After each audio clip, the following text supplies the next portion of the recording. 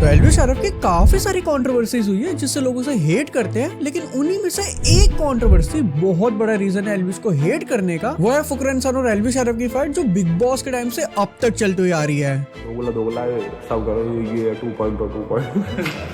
और इसमें 90% लोगों को एक्चुअल रीजन नहीं पता कि इन दोनों की फाइट क्यों हुई है। यहाँ पे मैं तुम्हें थोड़े बहुत इंसाइट दे सकता हूँ अबाउट पीआर मार्केटिंग, क्योंकि उस टाइम में बिग बॉस के एडिट पेज चलाता था, तो थोड़े बहुत मुझे यहाँ पे अंदर की बातें पता है जो तुम्हें आगे पता चलेगी। बट इन दोनों की फाइट आज भी खत्म नहीं हुई है, ये आज भी एक दूसरे पे शॉट्स लेते रहते हैं। तो मैं नाम नहीं लूंगा किसी का, बट लोग समझ जाएंगे मैं क्या कहूँगा। वो इंसान कभी भी लाइफ में नहीं जीतेगा जो दूसरों को हराने की सोचेगा।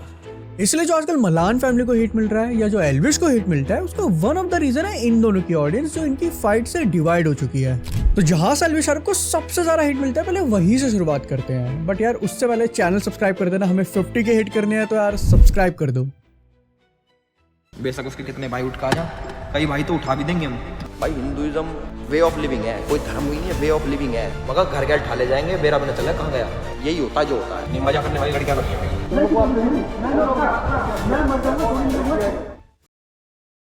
तो फुकरन खान और एल्विश शाहरुख के फैंस की फाइट शुरू होती है जब ये दोनों बिग बॉस के अंदर थे, क्योंकि जब एल्विश शाहरुख के बिग बॉस में एंट्री होती है तो लोगों ने फुकरन खान के फेस में इनसिक्योरिटी देखी। जब एल्विश की एंट्री हुई तो फुकरा थोड़ा सा इनसिक्योर हो गया, थोड़ा सा इनसिक्योरिटी ना फेस पे दिखी। लाइक एल्विश की एंट्री के टाइम फुकरन खान के फेस पे लोगों को कोई स्माइल नहीं दिखी। फुकरन खान का फॉलोअर्स के बारे में बात करना, बार बार खुद को डिजर्विंग बुलाना, और सबसे बड़ा कांड तब होता है जब अभिषेक की मदर फैमिली वीक में बिग बॉस में आती है। यहाँ पे दो चीजें होती है, पहला अभिषेक का ये बोलना कि मैं वाइल्ड कार्ड को कभी भी विनर नहीं समझ सकता। मैं समझता हूँ कि मैं वाइल्ड कार्ड को कभी विनर नहीं मान सकता इस शो में, कभी भी। और दूसरा आंटी का अभिषेक को ये बताना कि बाहर उसके खिलाफ नेगेटिव प्यार कराई जा रही है, और इस चीज को वो एल्विश से जाके भी कन्फेस करता है। भाई अब ये तो मुझे पता नहीं, तो उनकी तरफ से हो रही है। प्लान करके आए हो या क्या करके? अच्छा तुझे लग रहा है मैं प्लान करके आया हूं? You never know भाई। यार आपने अगर नेगेटिव पीआर हुई है, अब यहाँ पे तुम ये नेगेटिव पीआर वाला पॉइंट याद रखना, क्योंकि इसे मैं आगे क्लियर करूंगा।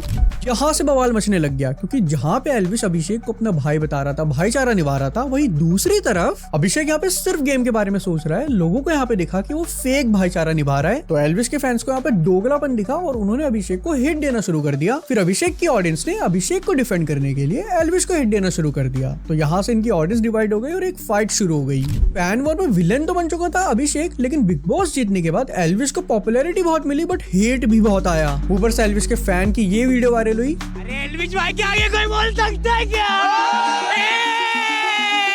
एल्विश भाई, जिससे उसके फैन बेस को छपरी का टैग भी लग गया, और यही से फिर निकल के आए 25 लाख रुपए की नेगेटिव पीआर की बात। अब पहले मैं तुम्हें यहाँ पे बताता हूँ कि इसे नेगेटिव पीआर क्यों बोला जा रहा था। देखो उस टाइम एल्विश के ऊपर से ज्यादा मीम्स बन रही थी, बल्कि एल्विश ने बिग बॉस जीतने के अलावा और कुछ करा ही नहीं था। मतलब एक तरीके से तुम्हारे भाई की नेगेटिव पीआर चल रही है यार, प्रॉपर वाली। भाई मेरे पे स्क्रीनशॉट्स वगैरह है, भाई ऐसे मत करो यार। ऊपर से वो मीम्स कम, बल्कि एल्विश के खिलाफ फेक नैरेटिव ज्यादा लग रहा था। लाइक एल्विश की पुरानी वीडियोस की क्लिप को निकाल के डालना। ये एल्विश अपनी मदर से काफी फन वे में बात करता है क्योंकि उनको वैसा बॉन्ड है, बट उसी चीज की क्लिप को काट कर रील्स में ऐसे पोर्ट्रे करना कि देखो एल्विश अपनी मदर से कैसे बात कर रहा है। दिमाग मत खराब करो। मुझे रोटी लो, चलो। 12 बजे यार मम्मा हम यंग है, आप मुझे तो बूढ़े। मम्मा प्लीज यार, यंगस्टर्स के पीछे मत आया करो। यंग बनने की कोशिश करा हमारी घर जाके। तो यहाँ से चीज क्लियर हो रही थी कि कोई पीआर तो करा रहा है, पर ये नेगेटिव पीआर अभिषेक करा रहा है। ये चीज एल्विश के व्लॉग से ही बाहर आई। अब उन्हें ये इनसाइडर न्यूज कहाँ से मिली वी डोंट नो। अब आगे चल के उनका ये मैटर तो सॉल्व हो जाता है, बट असली ट्विस्ट अब आता है। मैंने तुम्हें स्टार्टिंग में बोला था कि नेगेटिव पीआर वाली बात याद रखना, कि जब अभिषेक ने एल्विश से कन्फेस करा था कि तू मेरे खिलाफ बाहर नेगेटिव पीआर करवा रहा है, अब ये वाला पॉइंट क्लियर होगा। क्योंकि बिग बॉस के 6 महीने बाद जब एल्विश की रैंडम सेना से फाइट होती है, तो रैंडम सेना एल्विश को एक्सपोज करते हुए ये क्लेम करता है कि बिग बॉस के टाइम रैंडम सेना की कटारिया से बात हुई थी नेगेटिव पीआर को लेके अभिषेक के खिलाफ चलाने के लिए। अभिषेक मल्हान के खिलाफ कैंपेन चलना था, तब लड़की वाला चीज आया कि लड़की वाला केस उठाओ, ये लड़कियों के साथ ठरकीगिरी करता है। तो कटारिया ने बोला नहीं वो चीज मत करो। 4-5 लोग कॉन्फ्रेंस कॉल पे थे। कटारिया भाई ये बात बोले कि नहीं एल्विश ने भी बहुत लड़कियों को बुला के रूम में किया है, अगर कोई भी एक लड़की सामने आ गई तो दिक्कत हो जाएगा। अब देखो उस टाइम में बिग बॉस एडिट वाले पेज चलाता था। हमें बेसिकली रील के ऊपर ऐप के स्टिकर प्रमोशन का पैसा मिलता था। अराउंड 1 मिलियन व्यूज पे 1500 रुपए मिलता था। तो ये प्रमोशन दिलवाने का काम होता था एजेंट का, और ऐसे उसने व्हाट्सएप ग्रुप बनाया था जिसमें हम काफी सारे पेजेस थे। एंड बिग बॉस के टाइम उस ग्रुप में एल्विश की रील को लेके कैंपेन आया था, जिसमें उस एजेंट का कहना था कि ये रील तुम सबको अपने पेज में डालनी है। और काइंड ऑफ सेम तरह से फुकरन इंसान के लिए भी आया था। But point to be noted कि यहाँ पे कोई भी नेगेटिव पीआर के लिए नहीं आया था, सबको अपनी पीआर करनी थी। फुकरा का अपने लिए आया था और एल्विश का अपने लिए आया था, और इस चीज में कुछ भी गलत नहीं है। अपनी पीआर अपनी मार्केटिंग कराने में गलत क्या है। बट ये चीज मैं तुम्हें कह सकता हूँ कि उस ग्रुप में नेगेटिव पीआर को लेकर किसी के लिए भी कैंपेन नहीं आया था। बट रैंडम सेना ने जो यहाँ पे क्लेम करा है उसको लेकर फुकरा इंसान के फैन ने उस क्लिप को ट्विटर पे काफी शेयर करना शुरू कर दिया। तो यहाँ से चीजें उल्टी हो गई और एल्विश को हिट मिलने लगा कि इनके टीम वाले तो खुद ही नेगेटिव पीआर चला रहे थे। एंड इसलिए व्हाट आई फील कि आज तक भी इनकी कोई लड़ाई सॉल्व नहीं हुई। तुम देखोगे एक दूसरे पे इनडायरेक्टली शॉट लेते ही रहते हैं। बस अब तक इंस्टा पे अनफॉलो नहीं करा, क्योंकि जिस दिन वहां अनफॉलो हो जाएगा तो उस दिन ऑफिशियल बन जाएगा कि दोनों की लड़ाई चल रही है, तो दोनों के फैन बेस आपस में कुत्ते बिल्ली की तरह लड़ेंगे। अभी तो मैंने तुम्हें सिर्फ एक रीजन बताया जहां से एल्विश को हिट मिलता है। इसके साथ काफी सारे ऐसे रीजंस हैं जहां से एल्विश को हिट मिलता है, और आज के टाइम एल्विश उस चीज से रिग्रेट करता है कि उसने वो चीज क्यों करी। माइंडसेट मेरा कितना खूंखार था वो वाला कि भाई किसी को मार देते हैं और किसी को पीट देते हैं, किसी को गाली बक देते हैं, इसको उल्टा सीधा बोल देते हैं। अब वो सोचता हूँ कि यार नहीं, लोगों को पसंद है वो गाली बकती फलाना भी। अब हम भी वाह वाह मिल गई, ओहो एल्विश ने तो गाली बकती। मैं यार मैं कितना बेवकूफ़ था, ये क्या बात है, ये कोई मजाक है।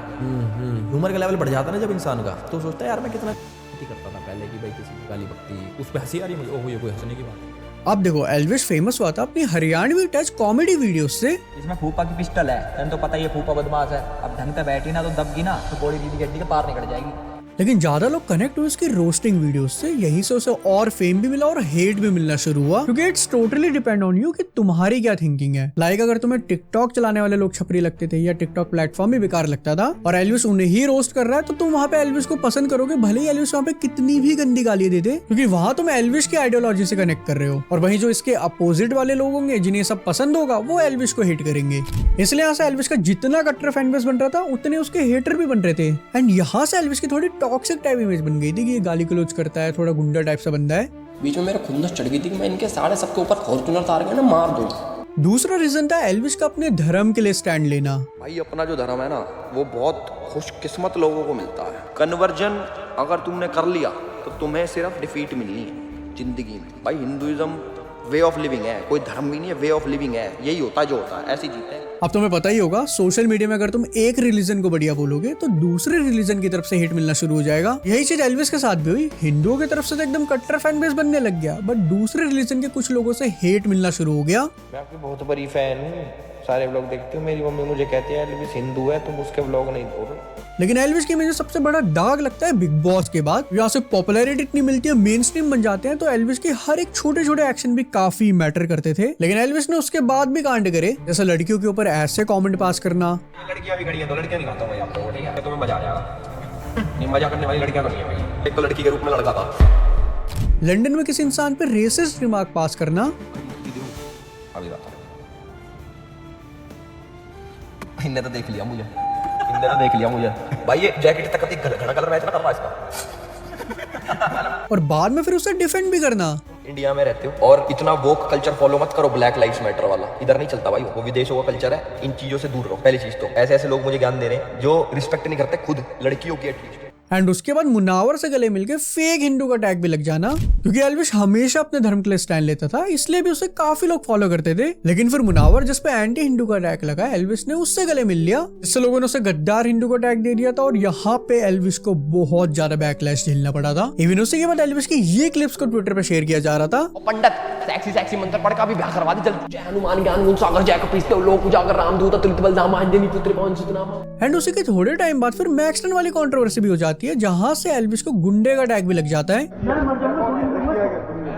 यहाँ पे एल्विश को काफी बैकलैश झेलना पड़ा होगा, क्योंकि ये दोनों कंट्रोवर्सी लगभग साथ में ही हुई थी और काफी सारे यूट्यूबर्स एल्विश के अगेंस्ट भी हो गए थे। और इतने फेम पाने के बाद जहां आपको रिस्पॉन्सिबिलिटी के साथ एक एग्जाम्पल क्रिएट करना चाहिए, इतना इन्फ्लुएंस कमाने के बाद चैरिटी मैच में सचिन तेंदुलकर के साथ आप खड़े हो यार, उन्हीं का तो मान रख लेते।